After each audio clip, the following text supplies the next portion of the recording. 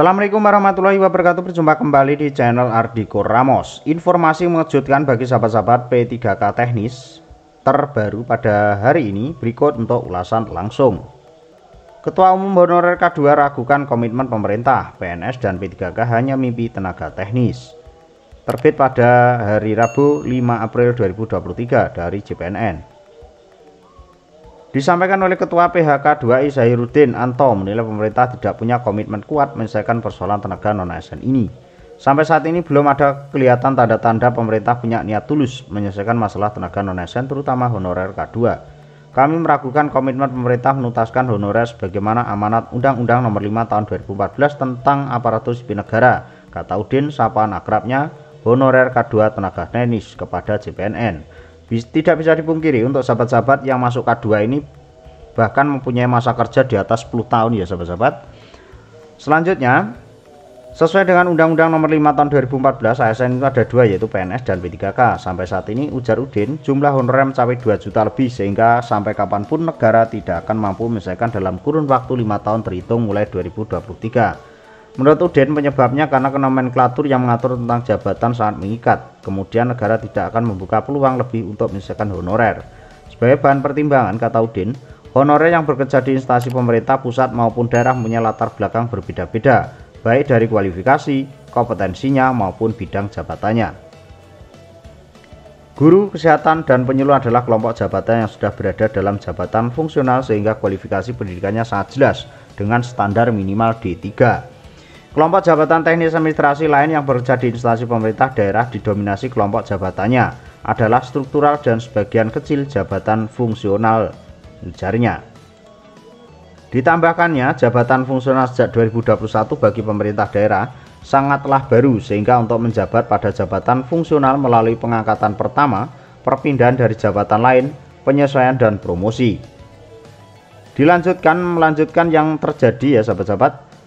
Dia melanjutkan yang menjadi pertanyaan saat ini adalah dalam sistem merit terhadap kebutuhan dalam jabatan dimaksud adalah apakah sudah memenuhi ketentuan sesuai standarisasi jabatan yang lahir sesuai tuntunan dan keinginan pemerintah. Dia yakin perpindahan dari jabatan, penyesuaian dan promosi jabatan dari struktural ke fungsional sudah pasti belum memenuhi persyaratan dari jabatan fungsional bagi PNS yang mensyaratkan kompetensinya belum memenuhi syarat jabatannya. Lalu, selanjutnya, mengapa pemerintah tidak memberikan kebijakan pada prasyarat kompetensi untuk pengangkatan pertama dalam jabatan fungsional? Bapak Presiden yang saya hormati, Pak Menpan RB yang kami banggakan, untuk menyelesaikan honorer yang begitu besar jumlahnya dan tuntutan regulasi yang begitu banyak, kami tidak yakin pemerintah akan mampu menyelesaikan persoalan honorer ini baik dalam waktu dekat maupun berjangka, tuturnya. Alasan Udin karena formulasi yang ada pemberian batasan terhadap penyelesaian dan pengangkatan honorer menjadi ASN, lahirnya Permenpan RB nomor 13 tahun 2016 menjadi bencana bagi instansi pemerintah daerah yang berlatar belakang pendidikan SMA, karena pintu masuknya telah tertutup pada jabatan asiparis yang berstandar pendidikan terampil. Sebelum terbit Permenpan RB nomor 13 tahun 2016 ini, Ibu Udin nomenklatur jabatan asiparis bisa diisi pemula. Dalam Permenpan RB nomor 48 tahun 2014 pasal 7 ayat 2 bab 4 menyebutkan jenjang dan jabatan asiparis kategori keterampilan yang terendah sampai tertinggi, yaitu asiparis pemula, terampil, mahir, dan penyelia.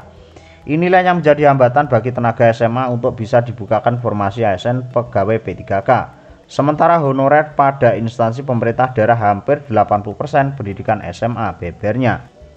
Oleh karena itu PHKI memohon pada Pak Presiden Jokowi agar memberikan keadilan khususnya kepada honorer tenaga teknis administrasi yang sudah mengabdi sejak 5-20 tahun bahkan lebih agar diakomodasi menjadi ASN melalui surat keputusan pejabat pembina kepegawaian atau PPK.